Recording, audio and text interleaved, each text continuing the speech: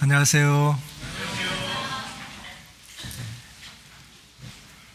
계속 찬양만 듣고 싶은 마음이 있네요. 앞에 서니까 또 긴장이 되는데 좀 반갑습니다. 오산교회는 한 7, 8년 주기로 세 번째 온 것 같습니다. 말씀은 두 번째인데요. 입당식 때 오고, 입당식 할 때는 제가 안산에 있었는데 가까워서 이렇게 왔다 갔고요. 2016년도에 한번 왔다 갔습니다. 제가 평창교회 담임하고 있을 때 또 한 번 뵙고요. 이번에 한 8년이 지나서 어느새 시간이 그렇게 많이 지났는지 모르겠습니다. 8년이 지나서 또 이렇게 뵙게 된 것 같고요. 오산교회는 이제 작년에 하계수양의 6차 때 안전경비부 봉사를 하셔가지고 그 얼굴이 아는 분들이 꽤 있네요. 하여튼 다시 만나 뵙게 돼서 너무 반갑고요. 오늘 이렇게 말씀의 교제 나누게 돼서 너무 감사합니다. 같이 기도하시겠습니다. 하나님 아버지, 참으로 감사를 드립니다. 물 마시듯 죄밖에 지은 것이 없고 영원한 지옥으로 갈 수밖에 없었던 우리를 주님이 십자가에 죽기까지 우리를 사랑해 주시고 우리의 죄를 주님이 대신 담당하시고 피 흘려 주셔서 우리의 모든 죄를 주님의 보혈로 깨끗하게 해주시고 하나님의 아들로 삼아주시고 우리 인생의 남은 때를 또 소망 가운데 교회 안에서 복음 전하며 살 수 있도록 구원해 주셔서 참으로 감사를 드립니다. 오늘 주일을 맞이해서 또 말씀과 교제 가운데 함께 할 수 있도록 인도해 주신 은혜에도 참으로 감사를 드립니다. 저희들을 통해서 또 계속해서 주의 복음이 증거될 수 있도록 영육 간의 강건함으로 더해 주시기를 간절히 원합니다. 또 우랑가이 선교 중에 있는데 또 담임 목사님과 선교팀 일행들 또 주님의 은혜 가운데 선교 일정 잘 마치고 또 안전하게 귀가할 수 있도록 끝까지 지켜주시고 함께 해주시기를 간절히 원합니다. 그리고 27일부터 여러 가지 많은 집회들이 예정이 되어 있습니다. 예정된 집회마다 또 많은 영혼들이 구원받을 수 있도록 역사해 주시고 저희들을 통해서 계속해서 복음의 역사가 일어나기를 간절히 원하고 또 기도합니다. 오늘 주일의 말씀도 또 저희들에게 유익한 시간 될 수 있도록 주 성령께서 끝까지 함께해 주시기를 간절히 원합니다. 우리를 사랑하시고 구원해 주신 예수님의 이름으로 감사하며 기도드렸습니다. 아멘. 시편 105편 말씀을 찾겠습니다. 시편 105편 17절부터 20절까지 보겠습니다. 시편 105편 17절. 한 사람을 앞서 보내셨으며 요셉이 종으로 팔렸도다. 그 발이 착고에 상하며 그 몸이 쇠사슬에 매였으니 곧 여호와의 말씀이 응할 때까지라. 그 말씀이 저를 단련하였도다. 왕이 사람을 보내어 저를 방석하며 열방의 통치자가 저로 자유케 하였도다. 요셉에 관한 말씀을 읽었는데요. 요셉의 생애를 묵상하다 보면은 요셉은 평범하지 않은 신앙의 인격을 가진 분이다 이렇게 생각이 되거든요. 그리고 도덕적인 면에서도 보면은 참 깨끗하고 정직하고 훌륭한 그 사람이라는 것을 성경을 통해서 알게 됩니다. 그럼에도 불구하고 요셉은 형들의 시기와 미움을 받아서 죽을 위기에 처하게 되기도 하고 이제 그 형들에 의해서 애굽의 종으로 팔려서 13년이란 긴 시간을 종살이를 하게 되죠. 종살이를 하는 것도 억울한데 나중에 이제 보디발의 아내의 유혹을 거절함으로 말미암아 이제 간음죄, 성폭행범으로 이렇게 누명을 써가지고요. 만 2년 이상을 감옥에서 이제 감옥살이를 하게 됩니다. 이런 상황에서 요셉은 어떻게 그 모든 것을 인내하고 또 자기를 종으로 팔았던 그 형들을 용서하고 사랑할 수 있었는지, 요셉을 생각하다 보면 좀 이해하기가 어려운 부분도 사실은 있습니다. 창세기 50장 2절에 보면은 요셉이 형들에게 하는 말 중에 당신들은 나를 해하려 했으나 하나님은 그것을 선으로 바꾸사 오늘과 같이 만민의 생명을 구원하게 하시려 하셨나니 당신들은 두려워 마소서 내가 당신들과 당신들의 자녀를 기르리이다 하고 간곡한 말로 이루하였더라 말씀을 하고 있는데요. 요셉은 형들에게 당한 그 모든 일이 하나님의 손에서 하나님의 뜻 가운데서 일어났다는 것을 말씀을 하고 있는 겁니다. 그리고 하나님은 악을 선으로 바꾸시고 만민의 생명을 구원하기 위해서 요셉을 종으로 팔리게 했다는 걸 말씀하고 있죠. 그래서 요셉이 어떻게 이런 인격을 가지고 이런 믿음을 가지고 있었을까 생각해 보면은 요셉은 오직 하나님의 말씀을 붙들고 그 하나님의 말씀대로 될 것을 믿었기 때문에 그 말씀이 저를 단련하셨고 훌륭한 인격으로 하나님께 기 쓰이는 사람으로 성장할 수 있었다 이렇게 보여집니다. 그래서 오늘 말씀의 제목은요 19절에 있는 대로 그 말씀이 저를 단련하였도다 이 말씀의 제목으로 좀 말씀을 드려보겠습니다. 17절에 다시 한번 보시면 한 사람을 앞서 보내셨으며 요셉이 종으로 팔렸도다. 이 말씀을 보면은 앞으로 있을 그 혹독한 기근에서 만민의 생명을 구원하기 위해서 요셉을 이제 앞서 보내셨다 이렇게 말씀을 하고 있죠. 물론 이제 하나님의 큰 뜻 가운데 보면은 하나님이 창세기 12장에 큰 민족을 이루겠다고 언약하셨는데 요셉을 통해서 사실은 그 애굽에서 큰 민족을 이루겠다는 큰 거대한 꿈을 이제 하나님이 가지고 계셨고 크게 보면은 하나님은 그런 계획 속에서 요셉을 앞서 보내셨다 이렇게 볼 수 있어요. 그런데 이제 문제는 뭐냐면 요셉의 입장에서는 어떨까요? 하나님은 하나님의 계획과 뜻을 이루기 위해서 앞서 보내셨지만 요셉은 종으로 팔렸잖아요. 참 좀 억울하게 요셉은 종으로 이렇게 팔렸다는 걸 지금 말씀하고 있습니다. 한 사람을 앞서 보내셨으며 요셉이 종으로 팔렸도다. 창세기 37장에 보면은 이제 요셉이 종으로 팔려가는 그 말씀을 자세하게 기록되어 있는데요. 여기 17절 말씀은 좀 한 줄로 딱 요약한 말씀이다 이렇게 생각이 됩니다. 그래서 요셉은 그 아버지의 심부름을 갖다가 이제 형들의 미움을 사가지고 결국 이제 애굽의 종으로 이렇게 팔리게 되잖아요. 그리고 이제 자기를 그렇게 아껴주었던 아버지에게는 요셉이 짐승에 찢겨서 이제 죽었다고 이렇게 형들이 거짓말을 하게 되죠. 그래서 요셉은 17살에 이제 형들에 의해서 애굽으로 팔려가고 13년이라는 시간을 이제 타국 땅에서 비참한 종으로서의 삶을 이제 살게 됩니다. 어떻게 보면은 이렇게까지 하나님이 꼭 해야 될까 이런 생각을 좀 해보게 되거든요. 그래서 우리의 어떤 인간적인 관점에서 보면 하나님이 요셉을 종으로 팔리게 해서 애굽으로 이제 보내셨잖아요.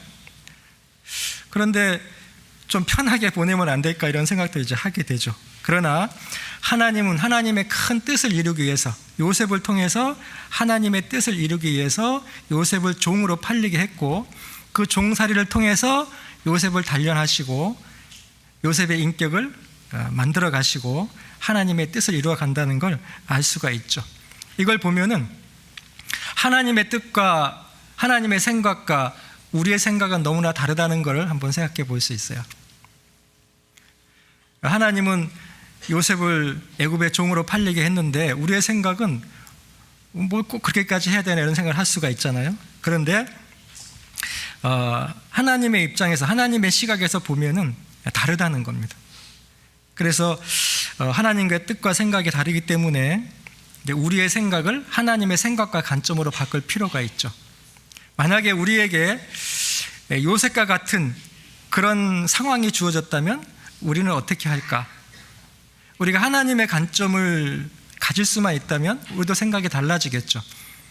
그래서 관점 수용력이라는 말이 있잖아요.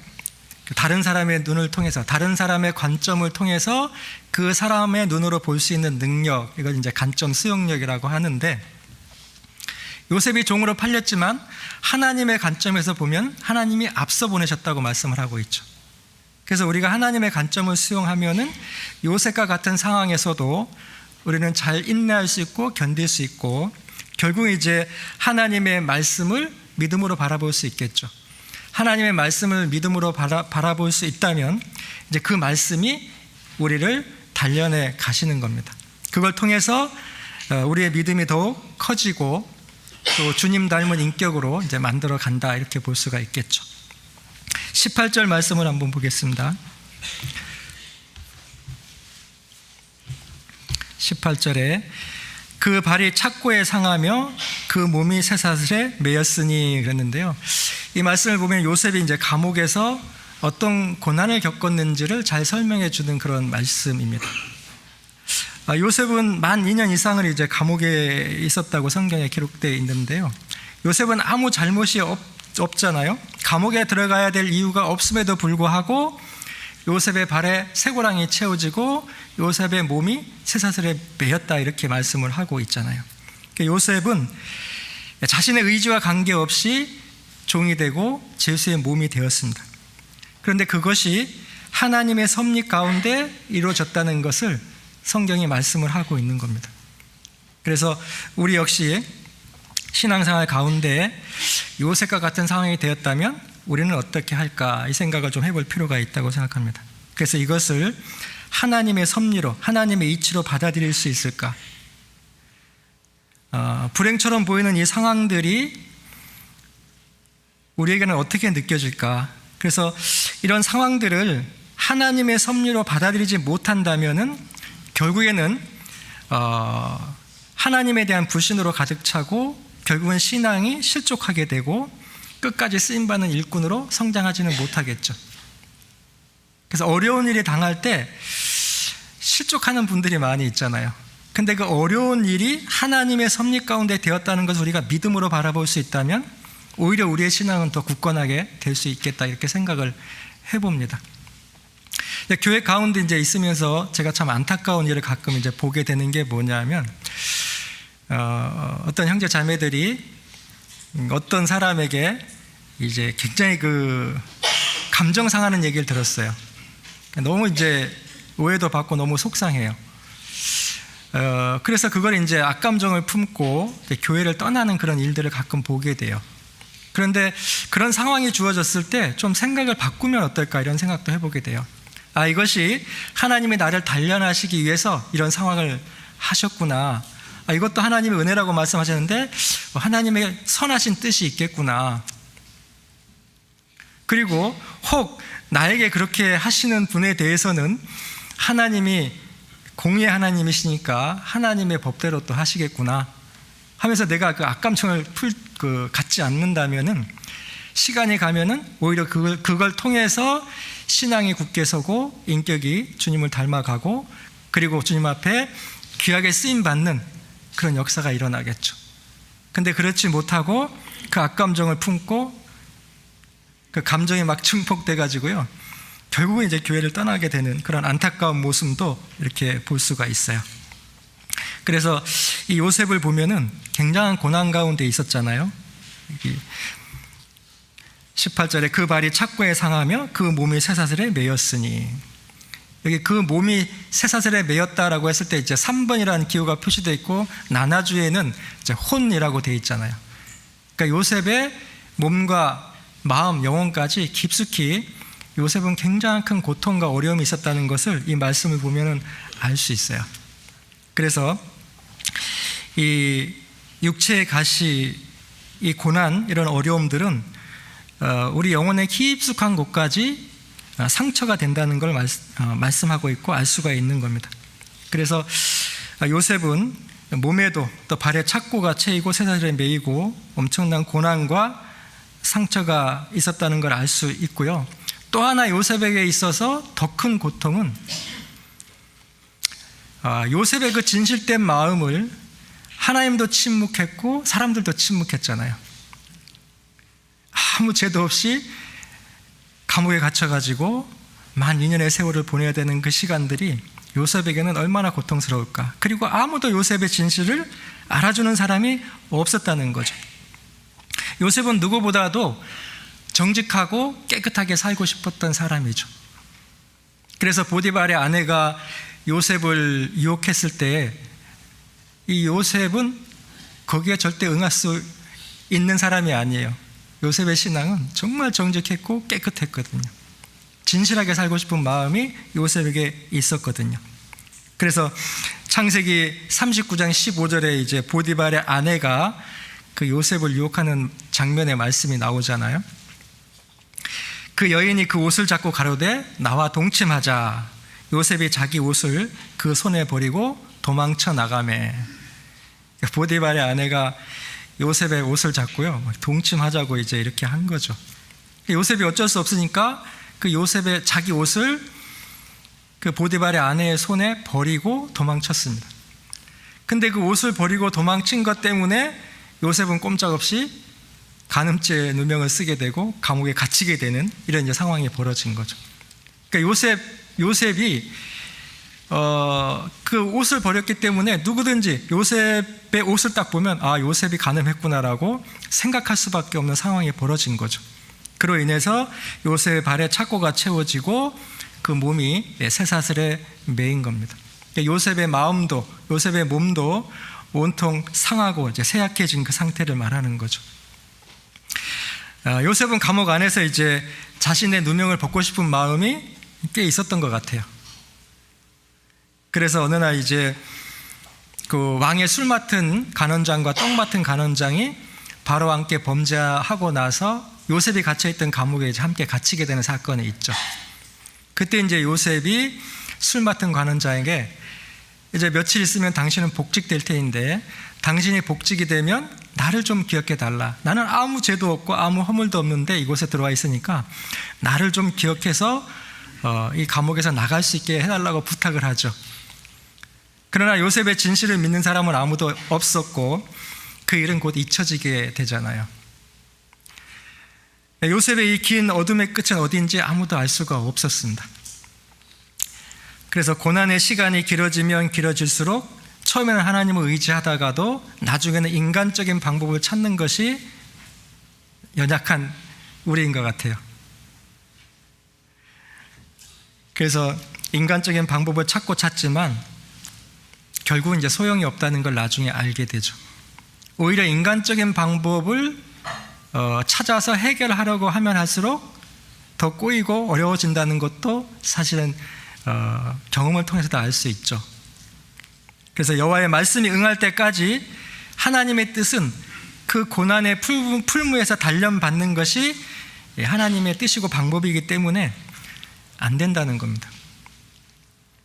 요셉을 보면은 간원장에게 이 자기의 누명을 벗겨달라고 부탁하는 걸 이렇게 보고 있으면 요셉의 마음을 좀 알 수 있는데요.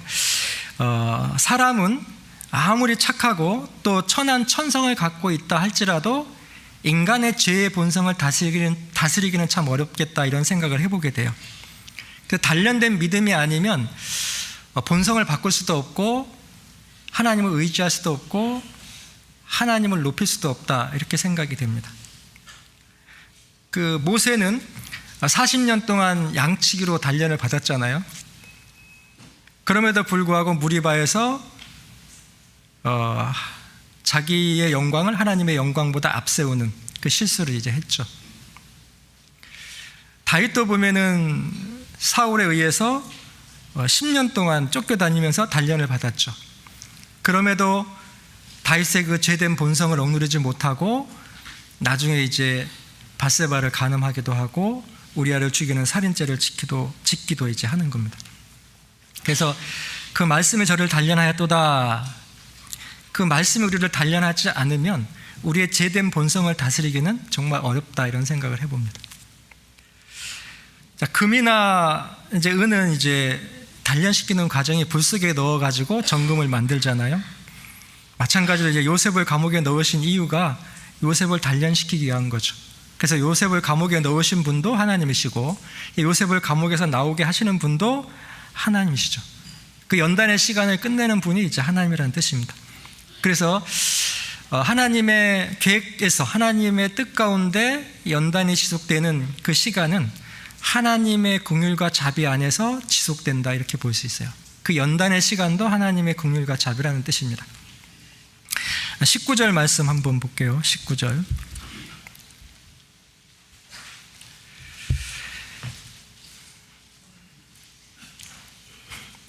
같이 읽어볼까요? 곧 여호와의 말씀이 응할 때까지라. 그 말씀이 저를 단련하였도다. 자, 요셉의 고난의 기간은 언제까지냐면 여호와의 말씀이 응할 때까지다 그랬잖아요. 그러니까 끝날 것 같지 않았던 요셉의 그 극심한 고난도 하나님의 작정하신 때가 되면 끝난다는 것을 알 수 있는 말씀입니다. 그래서 여호와의 말씀이 응할 때는 그동안 그렇게 풀리지 않았던, 그렇게 방법이 없어가지고 고민하고 고민했던 그 순간들이 하나님의 말씀이 응할 때는 정말 순탄하게 착착 풀리는 것을 이제 경험하게 되잖아요. 그래서 하나님은 이제 요셉의 생사를 주관할 수 있는 그 바로 왕에게 꿈을 꾸게 하죠. 바로 왕에게 꿈을 주셔가지고 이제 하나님의 말씀을 응하게 하시는데, 바로 왕에게는 꿈을 주고 그 꿈을 해석할 사람은 요셉밖에 없었어요. 아무도 바로 왕의 꿈을 해석할 사람이 이제 없었잖아요. 그때 이제 이 술 맡은 관원장이 생각이 난 겁니다. 옛날에 내가 감옥에 있을 때 그 요셉이라는 사람이 자기의 꿈을 해석해주고 당신이 이제 복직이 될 거다. 그래서 이제 그 해석대로 자기가 복직이 됐잖아요. 그래서 이제 왕께 그때의 사건들을 쭉 고하게 되고 이제 요셉이 바로 왕 앞에 이렇게 서게 되는 겁니다. 우리 요셉이 바로 왕 앞에 서는 그 장면을 한번 말씀을 찾아서 볼게요. 여기 접어놔 두시고 창세기 41장을 보겠습니다.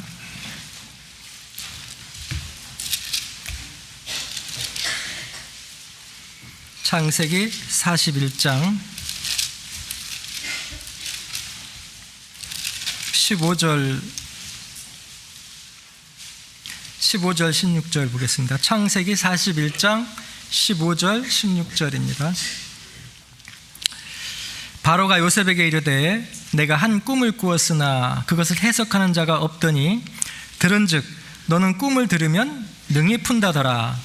요셉이 바로에게 대답하여 가로되 이는 내게 있는 것이 아니라 하나님이 바로에게 평안한 대답을 하시리이다. 그러니까 하나님은 꿈을 바로에게 주셨잖아요. 근데 그 꿈을 해석할 수 있는 지혜는 요셉에게 주신 겁니다. 하나님은 그렇게 하신 거예요. 그래서 왕 앞에 서 있는 이 요셉의 모습을 보면 참 그 신앙의 품격이 있다는 걸 알 수가 있죠. 아주 당당하게 바로의 권세 앞에 서 있는 겁니다. 그는 종으로서 제수로서 오랫동안 많은 역경을 겪었는데 이 바로 앞에 서서 이렇게 서 있는 그 바로의 요셉의 모습을 보면 바로는 요셉의 생사를 주관할 수 있는 권세가 있음에도 불구하고 두려움이 없고 당당하게 서 있잖아요. 생사를 초월한 사람처럼 요셉의 모습은 당당했습니다. 왜 그러냐면 요셉은 믿음으로 연단되었기 때문에 이제 하나님의 사람으로 바로 앞에 딱 서 있는 거죠. 그래서 왕에게 어떻게 대답하냐 하면 하나님이 바로에게 평안한 대답을 하시리이다. 이 말씀은 요셉이 대답한 이 말은요, 사실은 단련된 믿음이 아니면 말하기가 어려운 말입니다. 하나님이 바로에게 평안한 대답을 하시리라.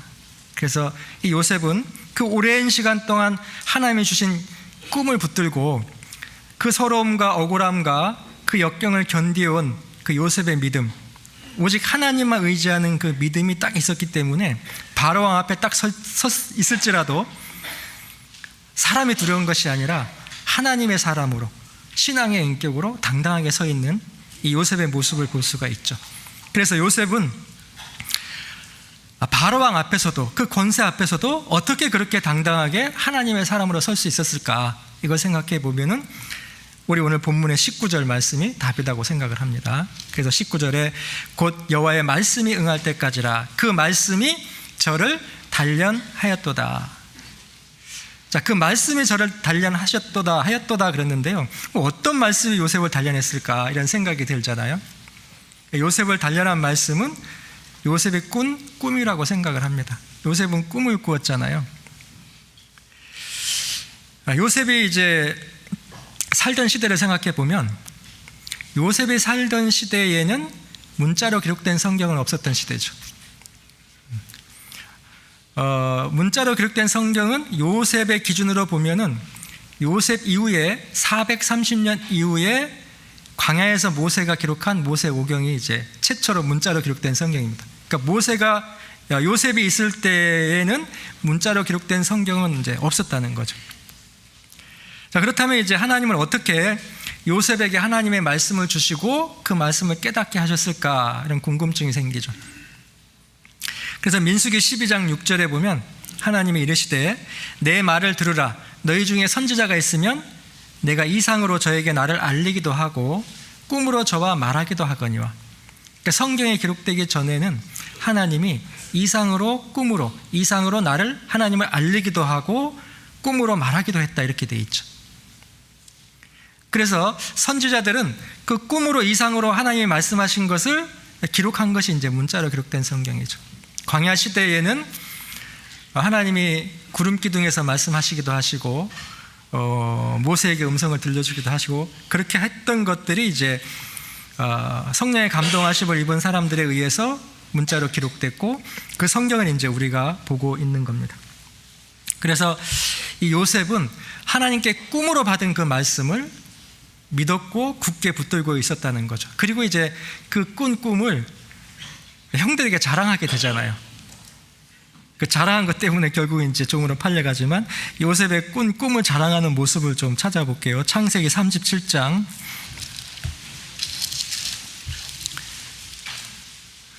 창세기 37장 보겠습니다. 6절 7절 볼게요.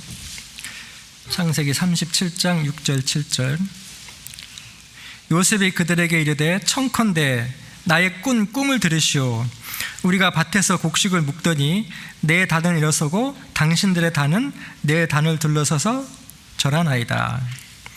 요셉이 꿈을 꾸고 형들에게 막 자랑을 했잖아요. 청컨대 나의 꾼 꿈을 들으시오. 그리고 이제 요셉이 그 다음에 두 번째 꿈을 꾸게 되는데요. 이 두 번째 꿈이 이제 9절부터 나와 있습니다. 9절 보실게요.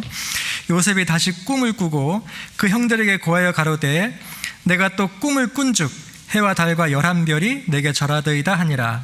그가 꿈으로 부형에게 고하매 아비가 그것을 꾸짖고 그에게 이르되 너의 꾼 꿈이 무엇이냐. 나와 내 모와 내 형제들이 참으로 가서 땅에 엎드려 네게 절하겠느냐. 이 요셉에게 준 꿈들을 그 형이나 뭐 부모님은 믿지를 않았습니다. 근데 요셉은 이 꿈이 너무 선명했고 하나님이 꿈으로 주신 그 계시를 마음으로 믿었죠. 그러나 그 형들은 그 믿지 않음으로 말미암아 이제 요셉을 시기하고 결국에 이제 애굽의 종으로 팝니다. 그러니까 이 형들은 요셉의 꾼 꿈이 이루어질 거라는 생각을 전혀 못했죠. 요셉의 꿈은 불가능한 거거든요, 현실적으로 보면. 그러나 이제 하나님은 그 요셉에게 꿈을 주시고 모든 환경을 초월해서 그 꿈을 이뤄나가는 역사를 이제 우리가 보고 있는 겁니다. 그래서 곧 여호와의 말씀이 응할 때까지라 그랬는데요. 요셉이 17살 정도 되었을 때 요셉에게 하나님이 꿈을 주셨습니다. 그리고 이제 요셉의 나이가 30세가 되었을 때 이제 바로 왕 앞에 서 있는 그 요셉의 모습을 우리가 볼 수 있죠. 그래서 요셉에게 준 꿈, 그 꿈이 응할 때까지, 여호와의 말씀이 응할 때까지 13년이라는 긴 세월을 하나님은 요셉을 단련하신 거죠. 그러니까 13년이라는 시간이 왜 요셉에게 필요했을까 생각해 보면 요셉을 단련하는 시간이 하나님 보실 때 13년이어야 되는 거죠. 그래서 이 요셉에게 있어서의 13년간은 요셉에게는 물론 고통의 시간입니다. 그러나 하나님의 입장에서 보면은 그것은 요셉을 단련해서 크게 쓰시기 위한, 요셉에게 영광을 주시기 위한 하나님의 은혜의 시간이었다는 걸 알 수 있죠. 요셉을 요셉답게 만들기 위해서 하나님이 허락한, 하나님이 일하셨던 시간이다, 이렇게 볼 수가 있습니다. 그래서 요셉은 이제 어떻게 그 험난한 세월을 인내하면서 요셉의 인격이 정금같이 이렇게 될 수 있었을까? 이걸 생각해 보면은 요셉은 하나님의 말씀을 믿고 끝까지 그 말씀을 붙들었기 때문이다, 이렇게 볼 수 있어요. 그래서 그 말씀이 저를 단련하였도다, 이 말씀은 요셉은 어떠한 어려움 속에서도 또 고난의 가중치가 더해 갈수록 하나님께서 주신 말씀을 끝까지 굳게 붙잡았다는 겁니다. 그러니까 요셉에게는 어떤 것도 위로가 될 수 없고 어떤 것도 소망이 될 수 없었어요. 오직 하나님이 주신 그 말씀만 요셉에게는 유일하게 소망이 될 수 있었고 위로가 될 수 있었다는 겁니다. 그래서 하나님은 구원받은 사람을 단련시킬 때 있잖아요. 인간의 힘으로는 탈출할 수 있는 방법을 주지 않는다는 겁니다. 하나님을 버리고 말씀을 버리고 불순종의 길을 택하게 되면은 하나님을 떠날 수는 있을 수 있어요. 그러나 구원받은 사람이 하나님의 말씀을 붙들고 그 말씀에 순종하려고 한다면 길은 하나밖에 없습니다. 고난당하는 길 외에는 없어요. 그래서 하나님을 믿고 그 말씀을 순종하는 사람에게는 하나님이 다른 어떤 길도 허락지 않는다는 걸 요셉을 통해서 알 수 있어요. 그리고 단련받는 사람의 특징, 정말 말씀으로 단련받는 사람의 특징은 하나님의 말씀을 생명처럼 붙든다는 겁니다. 그래서 말씀을 붙드는 자와 말씀을 붙들지 않는 자의 차이가 뭘까요? 말씀을 붙드는 사람은 그 말씀을 믿고 그 말씀이 이루어진다는 걸 생각을 하고 견디게 되면은 결국 그 말씀이 저를 단련하고 온전케 하고 하나님을 의지하게 만들고 온전케 되는 신앙을 갖게 되죠. 근데 말씀을 버리는 자는 그 말씀이 그 사람에게 아무 유익이 되지 못하고 하나님으로부터 더욱더욱 멀어지게 되는 겁니다. 디모데후서 3장 5절에 보면은 경건의 모양은 있으나 경건의 능력은 부인하는 자니 이 같은 자들에게서 네가 돌아서라 그랬는데요. 말씀을 붙들지 않은 사람의 특징은 경건의 모양만 있는 겁니다. 경건의 능력은 나타나지 않는 거예요. 그래서 말씀을 붙드는 자는 결국 말씀을 믿고 순종함으로 말미암아 그 말씀이 응하는 것을 체험하게 되는 거죠. 여호수아 3장에 보면은 이스라엘 민족이 요단강을 건널 때 그 하나님의 말씀이 내려오잖아요. 여호수아를 통해서 벗개를 메고 요단강물에 들어서면 그 요단강이 끊어지고 쌓여 서리라, 이렇게 이제 말씀을 했죠. 그 이스라엘 백성들이 벗개를 메고 들어서는 순간 그 말씀 그대로 그렇게 범람하게 흐르던 요단강물이 끊어지고 쌓였잖아요. 그 말씀 그대로 되는 거죠. 그래서 이스라엘 백성은 요단강을 마른 땅처럼 건너게 되죠. 누가복음 5장에 보면 베드로가 밤새도록 물고기 잡았는데 애쓰고 수고했지만은 얻은 것이 없었죠. 근데 예수님이 깊은 데로 가서 그물을 내려 고기를 잡으라, 이렇게 말씀하셨잖아요. 그러니까 베드로가 내가 말씀에 의지하여 그물을 내리리다 하고 그물을 내렸더니 2배의 물고기가 가득 차는 그런 체험을 하게 됐잖아요. 그래서 말씀을 붙든다는 것은 반드시 그 말씀대로 응하게 된다는 걸 믿기 때문에 붙드는 겁니다. 그리고 말씀이 응할 때까지는 그 시간은 연단의 시간이 계속 지속된다는 걸 우리가 알 수 있죠. 그래서 말씀을 붙들고 있다면 그 말씀이 그 사람을 단련시키는 겁니다. 말씀을 버리면 단련은 안 된다는 뜻이에요. 그래서 성경을 보면은 하나님이 우리를 어떻게 단련하시는지를 이제 예를 들어서 잘 말씀하고 있는데, 우리 말라기 3장으로 가보겠습니다. 말라기 3장.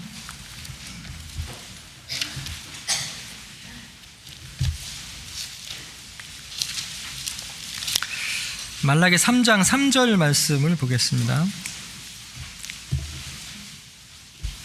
말라기 3장 3절.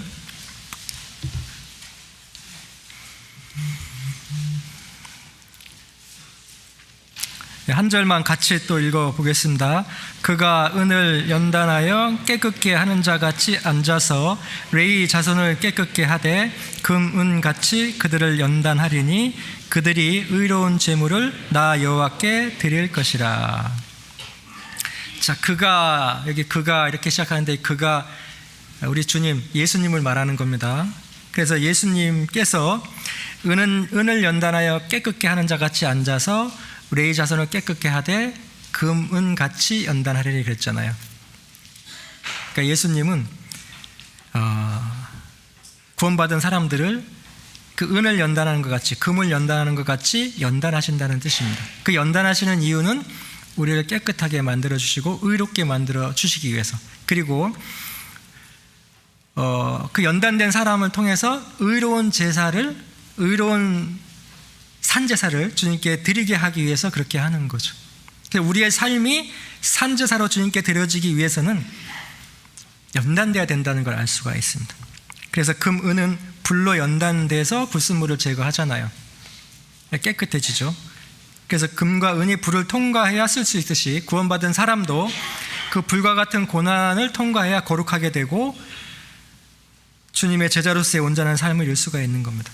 근데 여기 이제 금, 은 같이 연단하리니 그랬잖아요. 그래서 이 금, 은에 대한 그 연단하는 과정을 쭉 묵상해 보면 굉장히 큰 그 교훈이 되는 말씀들이 많이 있다고 생각합니다. 먼저 이제 구원받은 사람은 금과 은 같은 사람이에요. 금은 이제 우리의 믿음을 설명하는 거죠. 은은 성경에서 속전을 의미합니다. 속전. 그 노예를 돈 주고 사가지고 풀어줄 때 그 속전, 속해주는 돈. 근데 그 속전, 은의 의미는 예수님이 피값으로 우리를 속전으로 갚아주셨잖아요. 피가 속전이 돼가지고. 그래서 속전, 은은 이제 구원을 의미하는 그런 의미가 있어요. 그래서 믿음으로 구원받는 그 의미를 금, 은이라고 이제 우리를 의미해서 말씀하는 게 있습니다. 그래서 금은을 연단하여 깨끗게 하는 자같이 앉아서 레위 자손을 깨끗게 하되 금은같이 그들을 연단하리니 그랬는데, 이 금을 연단하는 사람은 금은을 아끼고 귀하게 여기는 사람이겠죠. 그래서 이 말은 이제 불이 금과 은을 연단하는데 금과 은을 절대 나쁘게 만들지 않는다는 겁니다. 금과 은을 해롭게 하지 않는다는 뜻이에요. 그래서 금과 은을 연단하는 자 같이 가까이 그 곁에 앉아서 금과 은의 상태를 계속해서 주시하고 보고 있는 겁니다. 그래서 금, 은을 연단하는 사람은 이제 얼마의 열을 더 가해야 되는지, 얼마의 시간을 더 필요로 하는지를 정확히 알고 이제 연단하는 거잖아요. 그래서 우리가 고난 중에 있을 때 우리는 이렇게 외칠지 모르겠어요. 나는 이것이 한계야. 나는 더 이상 참을 수가 없어. 왜 하나님은 나에게 이런 고난을 주시는가 이렇게 외칠지 모르지만, 사실은 그때도 하나님은 나의 곁에 앉아가지고 나의 상태를 나보다 더 잘 알기 때문에 나에게 딱 맞는 연단의 시간을 하나님이 허락하신다는 겁니다. 그래서 우리는 금은같이 하나님 보시기에 존귀한 존재인데 우리를 연단해가지고 정금같이 만들기 위해서 그 과정을 하나님이 진행해 가시는 거죠. 사람들은 이제 부엌에서 요리를 하다가도 실수로 이제 태워 먹기도 하잖아요. 근데 하나님은 절대 실수하지 않는다는 겁니다. 하나님은 너무나 우리를 잘 알고 계시기 때문에 얼만큼의 시간이 필요한지, 얼만큼의 고난이 더 필요한지도 알고 계시다는 겁니다. 그리고 하나님은 우리가 불과 물을 통과할 때도 우리를 안전하게 지켜주시고 그것이 헤아릴 수 없도록 하시는 분이라는 거죠. 우리 이사야서 43장 말씀을 한번 볼게요. 이사야서 43장.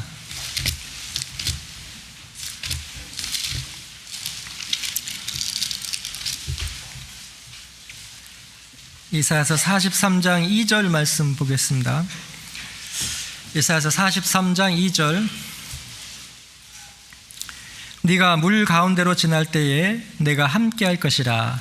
강을 건널 때에 물이 너를 침몰치 못할 것이며 네가 불 가운데로 행할 때에 타지도 아니할 것이요 불꽃이 너를 사르지도 못하리니. 자, 이스라엘 백성이 홍해 바다를 건널 때 하나님이 함께 하셨잖아요. 이스라엘 백성이 그 요단강을 건널 때 요단강이 이스라엘 사람들을 침몰치 못했습니다. 사드락, 메삭, 아벳느고가 금신상에 절하지 않는다고 이제 풀무불에 던져넣었잖아요. 7배나 더 뜨거운 풀무불에 던져넣었는데 그들은 타지도 않았고 불이 그를 사르지도 못했습니다. 하나님은 우리가 고난 중에 있을 때에도 그와 같이 한다는 거죠.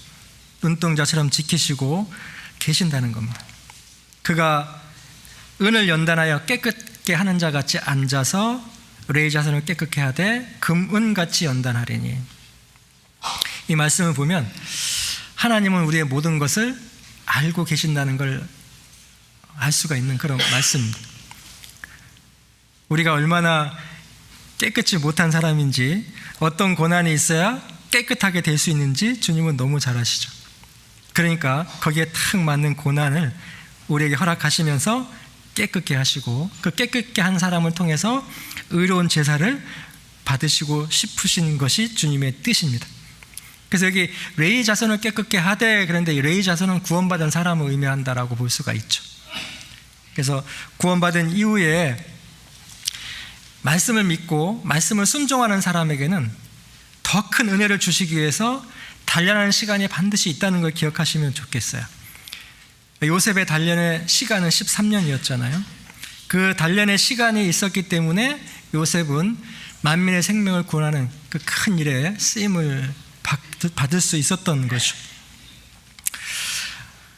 요셉도 그랬지만 바울도 그렇습니다.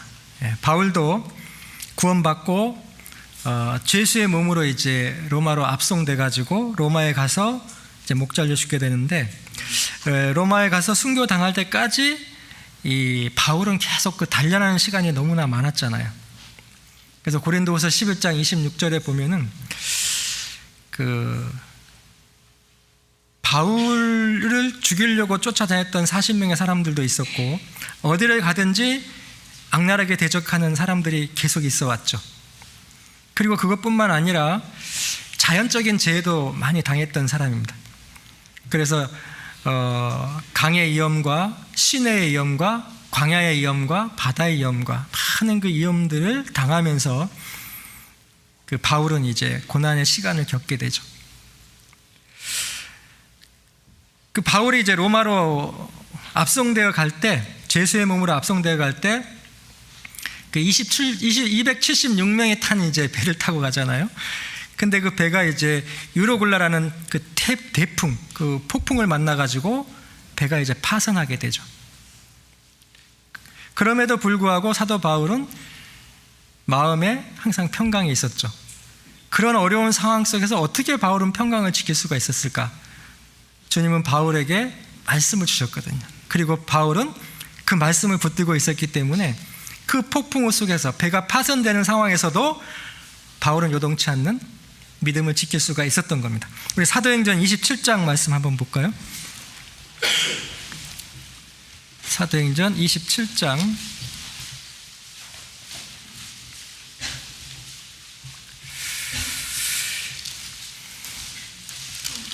22절 보겠습니다. 사도행전 27장 22절부터 25절까지.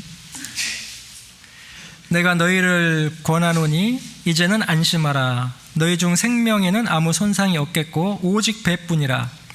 나의 속한 바 곧 나의 섬기는 하나님의 사자가 어젯밤에 내 곁에 서서 말하되, 바울아 두려워 말라. 네가 가이사 앞에 서야 하겠고 또 하나님께서 너와 함께 행선하는 자를 다 내게 주셨다 하였으니 그러므로 여러분이 안심하라. 나는 내게 말씀하신 그대로 되리라고 하나님을 믿노라. 바울은 지난 밤에 하나님으로부터 말씀을 받은 거죠.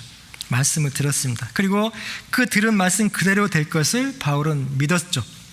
그 말씀을 믿었지만은 결국 이제 배가 파손되고 그 말씀이 응하는 순간까지 어려움은 있었습니다. 그래서 이 폭풍우 때문에 그 스르디스라는 그 모래 무덤에 이제 배가 걸리면 배가 이제 파손되기 때문에 그들이 이제 걸리지 않게 하려고 온갖 인간적인 방법을 다 강구하죠. 그래서 짐을 다 바다에 내어 던지게 되고, 결국은 짐을 바다에 던지게 내었는데 결국은 이제 배가 파손되는, 그래서 결국 사람들이 이제 나무 조각을 막 붙들고 헤엄쳐가지고 그 멜리데라는 섬에 이제 한 사람도 상한 사람 없이 다 생명에는 지장이 없게 되는 그런 일들이 있었죠. 이 말씀을 보면, 만약에 바울에게 주신 이 말씀이 없었다면, 바울이 또 그 말씀을 붙들지 않았다면 이 사공들이 이제 폭풍우 때문에 자기들이 죽을까봐 거루를 내려가지고 몰래 도망가려 했거든요. 근데 말씀이 없었다면은 인간적인 방법을 구하고 스스로 살아보려고 하다가 결국엔 다 죽었을지 몰라요. 그래서 안심하라, 바울이 그런 것이 뭐냐면, 인간적인 방법은 필요 없다, 하나님의 말씀이 있기 때문에 그 말씀대로 될 거다 라고 이제 말씀을 하는 겁니다. 그래서 바울을 통해서 말씀대로 하나님의 약속이 이루어지고, 결국에 이제 로마로 이제 안전하게 바울은 가게 되죠. 그래서 이해할 수 없는 상황과 고난이 있다 해도 말씀을 믿고 말씀을 붙드는 것이 얼마나 중요한 것인지 우리가 좀 알 수 있잖아요. 그래서 바울 사도는 그 디모데후서 4장 7절과 8절에 보면, 내가 선한 싸움을 싸우고 달려갈 길을 마치고 믿음을 지켰으니 이제 후로는 나를 위하여 의의 면류관이 예비되었으므로 나만 아니라 의의 면류관이 예비되었으므로 주 곧 의로우신 재판장이 그날에 내게 주실 것이라. 내게만 아니라 주의 나타나심을 사모하는 모든 자에게니라. 근데 이 사도 바울이 8절 말씀 있잖아요. 주님이 나에게 의의 면류관을 주실 것이다. 그 상을 주시는 주님을 바라보지 않았다면 7절 말씀처럼 내가 선한 싸움을 싸우고 달려갈 길을 마치고 믿음을 지킬 수 있었을까, 이런 생각도 해보게 돼요. 하나님의 약속인 말씀을 붙들었기 때문에 바울은 그 엄청난 육체의 가시, 곧 사단의 사자들에 의한 엄청난 고난이 있었음에도 불구하고 그걸 다 이기고 결국엔 선한 싸움을 싸우고 달려갈 길을 마치고 믿음을 지킬 수 있었지 않았을까, 이렇게 생각을 해보게 되죠. 그래서 우리도 마찬가지라고 생각합니다. 신앙생활을 한다고 하면서 말씀을 붙들지 않는다면 어떻게 될까? 말씀은 잘 듣는 것 같은데, 또 교제도 잘 나오고 계신 것 같은데 말씀을 붙들지는 않는다. 이러면 참 문제가 크다고 생각합니다. 시편 32편 8절에 보면은, 내가 너의 갈 길을 가르쳐 보이고 너를 주목하여 훈계하리로다, 이 말씀 있죠. 하나님은 항상 우리를 갈 길을 가르쳐 보이고 또 우리를 주목해가지고 훈계하고 계시는데, 우리는 갈 길을 모르고 있을 수도 있잖아요. 신명기 1장 33절에 보면, 그는 너희 앞서 행하시며 장막 질 곳을 찾으시며 밤에는 불로 낮에는 구름으로 너희 행할 길을 지시하신 자시라. 그러니까 하나님은 항상 너의 갈 길을 가르쳐 보이고 우리의 갈 길을 가르쳐 보이신다고 되어 있고, 그리고 너희 행할 길을 지시하신다고 되어 있잖아요. 그리고 낮에는, 밤에는 불로 이스라엘 백성을 쫙 펴서 보호하시고, 낮에는 떼약볕에 이렇게, 떼약볕이 너무 강하니까요, 광야는 구름을 쫙 펴가지고 보호하시고 인도하시면서 앞서서 장막 칠 곳을 하나님이 찾으셨잖아요. 이스라엘 백성이 장막 칠 곳을 어떻게 찾았을까 생각해보면 못 찾았을 것 같아요. 하나님이 찾아주신 거죠. 그래서 하나님이 행할 길을 지시하시고 갈 길을 가르쳐 보이는데, 왜 우리는 하나님의 지시하신 길을 가지 못하고 다른 길로 자꾸 갈까? 왜 그럴 것 같아요? 사실 우리는, 하나님은 우리를 주목하고 그렇게 하시는데 우리는 하나님을 외면하고 있어서 그래요. 우리는 하나님을 주목하지 않는다는 뜻입니다. 하나님의 말씀에 주목하지 않고 하나님의 말씀에 순종하지 않기 때문에 하나님이 지시하는 그 갈 길을 모르고 행할 길을 모르고 결국은 다른 길로 간다는 겁니다. 그래서 이스라엘 백성들은 광야에서 하나님이 생계에 필요한 모든 걸 주셨잖아요. 물을 내어주시고 날마다 이슬처럼 아침에 만나를 내려주시고 그들이 광야에서 생계에 필요한 부족한 것은 없었거든요. 그래서 광야라는 그 환경 때문에 원망도 하고 불평도 하고, 그게 이스라엘 백성의 모습이죠. 우리도 인생길을 가는 동안에 예기치 않게 어떤 고통과 슬픔을 당할 수도 있을 겁니다. 그러나 그 순간도 하나님은 우리를 떠나 계시지 않는다는 걸 생각하셔야 되거든요. 시편 48편 14절에 보면은 그는 영영이 우리 하나님이시니 우리를 죽을 때까지 인도하시리라 그랬거든요. 하나님은 영영이 우리 하나님이시고 우리를 죽을 때까지, 죽는 순간까지 하나님의 인도하심이 있다는 거예요. 사실은 저는 죽음도 하나님이 가장 좋을 때 데려가신다고 생각하거든요. 그래서 우리가 주님을 주목하고 주님의 말씀에 순종한다면 분명히 우리가 갈 길을 주님은 가르쳐 보이고 온전한 길로 가게 하실 거예요. 근데 안 보고 안 듣고 주목하지 않기 때문에, 말씀에 순종하지 않기 때문에 사실은 문제가 생기는 겁니다. 많은 말씀을 듣지만 그 말씀을 우리가 얼마나 붙들고 있을까? 들어서 알고는 있는데 그 말씀대로 응할 거라는 걸 믿고 얼마나 붙들고 있을까? 이런 생각도 해보게 돼요. 마태복음 6장 33절에 보면 잘 아시는 말씀이잖아요. 너희는 먼저 그의 나라와 그의 의를 구하라. 그리하면 이 모든 것을 너희에게 더하시리라. 이 말씀을 믿고 계시죠? 붙들고 계시라는 생각을 합니다. 근데 이 말씀 하나만 붙들어도 우리의 삶은 달라질 거예요. 그리고 로마서 12장 17절에 보면은 아무에게도 악으로 악을 갚지 말고 모든 사람 앞에서 선한 일을 도모하라. 살아가면서 악을 악으로 갖고 계신가요? 악을 선으로 갖고 계신가요? 하나님이, 원수는 하나님이 갚아주는 건데 내가 갚으려고 하는 사람이 있죠. 악으로 악을 갚으려고 하면 안 될 겁니다. 악을 항상 선으로 갚을 때 하나님은 나에게도 그렇게 대하신다는 거죠. 어떤 사람들은 막 악한 감정에 자기의 모든 것을 지배하고 있는 사람도 있잖아요. 이제 그게 어떻게 보면 전도서 7장의 그 우매자와 같은 겁니다. 그리고 이제 시편 37편 7절에도 보면은 여호와 앞에 잠잠히 참아 기다리라. 자기 길이 형통하며 악한 꾀를 이루는 자를 인하여 불평하여 하지 말지니라. 그 하루를 사시면서 불평하지는 않으시겠죠. 우리는 감사한 일밖에 없는데 너무 불평하고 감사할 줄 모르면 안 될 거라는 생각을 합니다. 그리고 히브리서 10장 24절 25절에도 보면 서로 돌아보아 사랑과 선행을 격려하며 모이기를 패하는 어떤 사람들의 습관과 같이 하지 말고 오직 권하여 그날이 가까움을 볼수록 더욱 그리하자. 교제 가운데 계시면서 정말 서로 사랑과 선행을 격려하고 계시겠죠. 그리고 아마 모이기를 힘쓰고 있으리라 생각합니다. 내 마음에 감동이 있든 없든 이 말씀 하나를 붙들고 우리가 순종한다면 정말 교회 안에서, 교회는요 정말 사랑으로 훨씬 생동감이 넘치고 아마 기쁨이 넘치고 그를 통해서 아마 전도의 역사가 더 크게 일어나리라 생각을 합니다. 어떤 분들은 이제 말씀을 듣다가 마음에 이제 감동이 없다고 이제 지루해하시는 분도 있잖아요. 마음에 감동이 있으면 좋은 말씀이고 마음에 감동이 없으면 안 좋은 말씀일까요? 하나님의 말씀은 늘 우리 귓전에 올라오지만, 우리 귓전에 울리지만은 상황이 나빠지면은 갑자기 이제 자기의 성질이 나오고 자기의 감정이 증폭되는 그런 일들이 있을 수 있죠.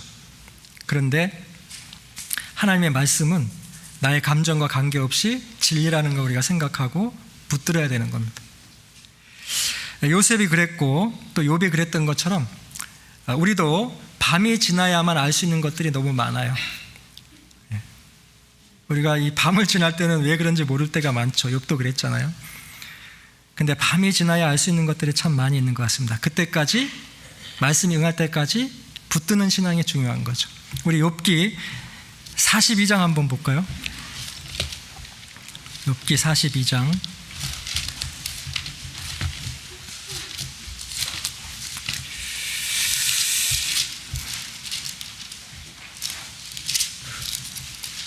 욥기 42장 2절 3절 보겠습니다.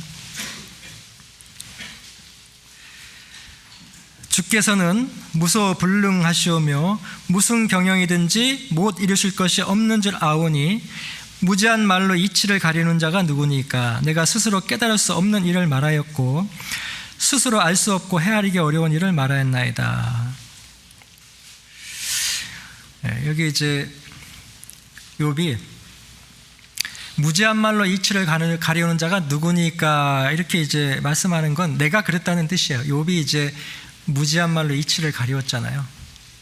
하나님이 욥기 38장에 욥에게 그랬잖아요. 무지한 말로 이치를 가리는 자가 누구냐 그랬는데 이제 여기 42장 2절에 와서는 무지한 말로 이치를 가리는 자가 바로 접니다라고 회개하고 고백하는 내용입니다. 그래서 이 3절을 이렇게 보고 있으면 욥이 그 어두운 시간을 지날 때 자기의 생일을 저주하고 이제 하나님을 원망했던 그런 시간들이 있었거든요. 그때는 이제 욥이 자기의 고난이 하나님의 섭리인 것을 깨닫지 못했죠. 그리고 나중에 이제 42장에 와서야 이것이 나에게 허락한 이 고난이 하나님의 이치, 하나님의 섭리에 의해서 하나님의 계획에 의해서 이것이 이루어졌다는 걸 이제 깨닫게 되고 욥이 고백하는 내용입니다. 그래서 욥의 인생을 경영하신 분이 하나님이라는 거죠. 주께서는 무소불능하시며 무슨 경영이든지 못 이루실 줄을 아오니 그랬잖아요. 하나님은 어떤 경영이든지 인생의 경영이든지 주님이 이루어 가신다는 뜻입니다. 그래서 욥기 23장 10절에 보면 욥이 말씀하시기를 나의 가는 길을 오직 그가 아시나니 그가 나를 단련하신 후에는 내가 정금같이 나오리다 그랬잖아요. 그래서 욥의 이 믿음대로 욥의 신앙과 인격을 하나님이 결국은 고난을 통해서 단련하셔서 정금으로 만들어 주신 겁니다. 그래서 인생을 살다 보면은 어떤 순간은 악으로 생각될 때가 있어요. 왜 하나님은 나한테 이런 악을 내리고 이런 재앙을 주실까? 재앙처럼 느껴질 때가 있죠. 어떤 순간은 원망과 불평의 순간들이 있을 수 있습니다. 그런데 또 어떤 순간들은 감사의 순간도 있고 행복을 느끼는 순간도 있죠. 그래서 하나님은 그 모든 것을 사용하셔서 결국은 이제 선을 이루어 가신다는 걸 우리가 받아들여야 되는 거고 믿을 수 있다는 겁니다. 우리 잘 아시는 말씀이지만 로마서 8장 말씀을 한번 찾아볼게요. 로마서 8장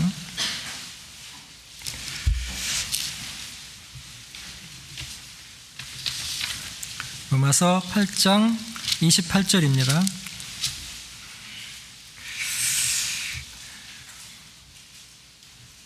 로마서 8장 28절 우리가 알거니와 하나님을 사랑하는 자 곧 그 뜻대로 부르심을 입은 자들에게는 모든 것이 합력하여 선을 이루느니라. 자, 모든 것을 합력하여 선을 이룬다 이렇게 말씀하고 있는데 우리 인생 중에 경험하는 모든 사건들 그것이 좋은 것이든 나쁜 것이든 간에 그 모든 사건들은 독립적이지 않다는 겁니다. 한 개의 사건이 재앙같이 보일지라도 그것이 결국은 합력해서 선을 이루는데 하나님은 필요한 재료로 사용하고 계신다는 거죠. 그래서 요셉의 인생도 욥의 인생도 또 바울의 인생도 그들의 삶 속에서 재앙같이 보이는 사건들이 있지만 그 사건들이 연결돼 가지고 결국은 하나님의 선이 이루어져 가는 거죠.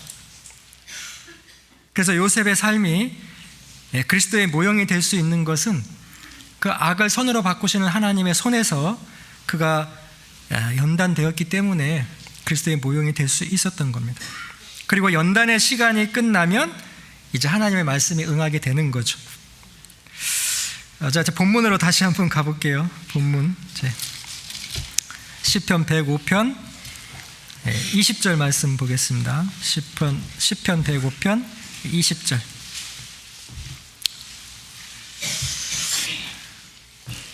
왕이 사람을 보내어 저를 방석하며 열방의 통치자가 저로 자유케 하였도다.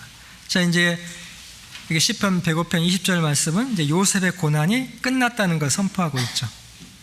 요셉은 이제 자유로운 몸이 됐다는 걸 선포하고 있습니다.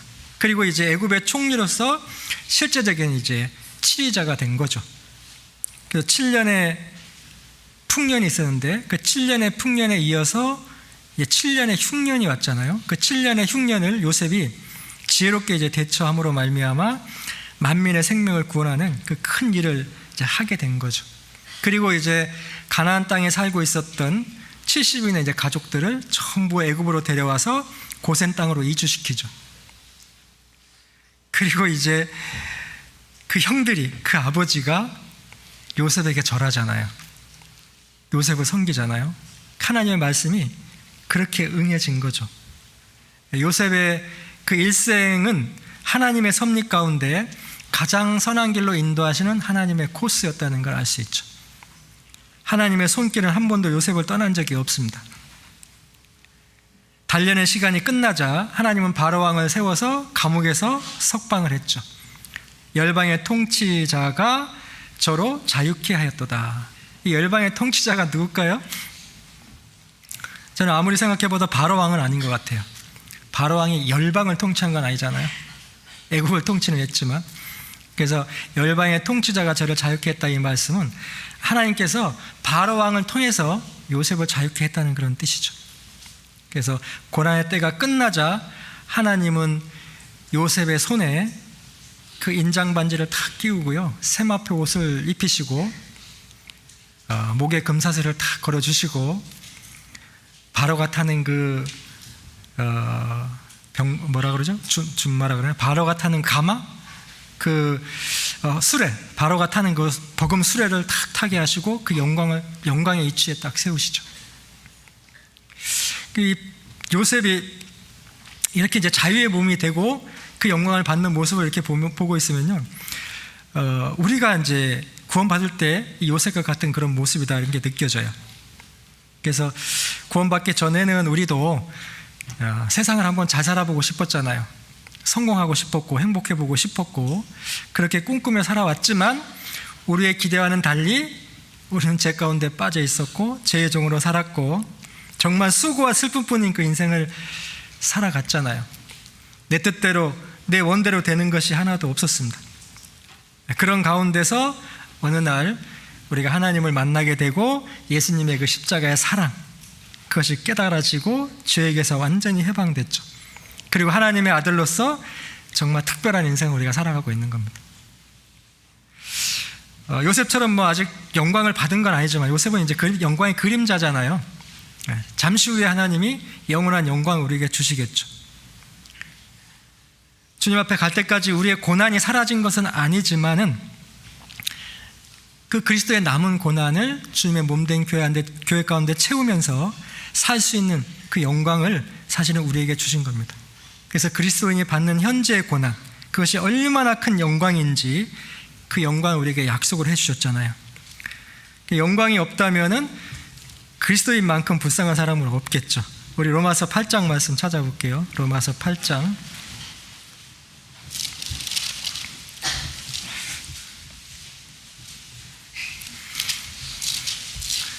로마서 8장 17절 말씀 볼게요. 로마서 8장 17절 18절. 자녀이면 또한 후사 곧 하나님의 후사요 그리스도와 함께한 후사니 우리가 그와 함께 영광을 받기 위하여 고난도 함께 받아야 될 것이니라. 생각컨대 현재의 고난은 장차 우리에게 나타날 영광과 좋게 비교할 수 없도다. 하나님이 우리에게 이 영광을 약속해 주신 거잖아요. 구원받은 우리는 후사죠. 곧 하나님의 후사, 그리스도와 함께한 후사다. 그래서 그와 함께 영광을 받기 위해서 고난도 함께 받아야 된다 말씀하셨죠. 그래서 그리스도인이 받는 고난은 현재의 고난입니다. 이 현재의 고난은 장차 우리에게 나타날 영광과 비교될 수 없는 거예요. 이건 뭐 말로 표현할 수 없는 겁니다. 고린도후서 4장 17절에 보면 우리가 잠시 받는 환난에 경한 것이 지극히 크고 영원한 영광에 중한 것을 우리에게 이루게 함이니 그랬는데요. 지극히 크고 영원한 영광 그랬잖아요. 그것이 얼마나 중하고 값진 것인지 그것을 이루는 과정은 우리의 잠시 받는 환난이다 이렇게 말하고 있죠. 그러니까 우리가 받는 환난은 영원히 지속되는 환난이 아니고 잠시 받는 환난이죠. 그 잠시 받는 환난의 지극히 크고 영원한 영광에 비하면, 우리의 잠시 받는 환난이 지극히 크고 영원한 영광에 비하면 너무나 경한 거죠. 너무나 가벼운 겁니다. 그래서 이 잠시 받는 환난이거든요. 이게 영원히 지속되지 않잖아요. 지옥 가는 사람은 영원히 지속되겠지만 우리는 잠시 받는 환난입니다. 그것은 우리에게 정말 보석 같은 것을 안겨주는, 하나님이 우리에게 주시고자 하는 영광이 있는 겁니다. 그래서 고난이 깊어질수록 절망할 것이 아니라 하나님의 말씀에 응할 때가 되었다는 것을 생각해 보면 좋겠어요. 혹시 고난 중에 있다면 머지않아 나를 단련하신 후에는 하나님의 말씀에 응하겠구나, 이런 생각을 좀 해보면 좋겠고, 연단의 시간이 길어지고 또 연단이 깊이가 깊어지는 만큼 사실은 더 풍성한 성령의 열매를 우리는 생산하게 될 겁니다. 주님 닮은 인격으로 만들어질 거예요. 요셉처럼 정말 훌륭한 신앙의 인격을 소유하게 될 겁니다. 주님을 닮아가는 그리스도인, 주님의 인격을 담는 그리스도인이 되기 위해서는요, 하루아침에 만들어지는 건 아니에요. 요셉은 13년이라는 시간이 필요했잖아요. 그래서 정금이 만들어지기 위해서는 많이 두드려야 하고 불과 물을 막 통과해야 되고 여러 가지 그 과정을 거쳐야만 되듯이, 그리스도인의 단련된 인격도 마찬가지인 것 같습니다. 주님께 귀하게 쓰임받는 사람은 그리스도의 인격을 닮은, 그리스도의 인격을 소유한 사람인데, 주님 닮은 인격이 갖춰지지 않으면 사실은 큰일을 하기는 어렵습니다. 그래서 요셉을 13년이라는 시간을 단련한 것처럼 우리도 하나님의 단련한 시간이 분명히 이제 있기 때문에 그 시간을 하나님의 관점으로, 하나님의 시각으로 바라볼 수 있다면 참 좋을 것 같다, 이런 생각이 들고요. 그 금과 은을 단련하시는 하나님, 그 단련하시는 사람은 너무나 금과 은의 상태를 잘 살피고 그 상황을 알듯이, 우리를 단련하시는 하나님도 우리의 연약함을 너무나 잘 아시고 우리의 체질도 너무나 잘 아시고 우리를 계속해서 채울하고 계신다는 것도 우리에겐 큰 위로가 되죠. 그래서 말씀을 붙들고 그 말씀이 그대로 응할 거라는 것을 우리가 믿고 나아가는 사람에게는 피해갈 수 없는 것 하나는 하나님이 고난을 허락하신다는 겁니다. 그것이 이제 하나님의 방법이죠. 모세를 보면은, 모세가 이제 세상의 그 영광, 바로를 이어서 바로가 될 수 있는 그 자리를 다 버렸잖아요. 그리고 상주심을 바라보고 하나님의 백성과 함께 고난을 선택했잖아요. 그리고 고난을 선택한 거기에서 주어진 것은 능력받는 일, 고난의 일밖에 없었잖아요. 마지막 말씀으로 하나 찾아볼게요. 히브리서 11장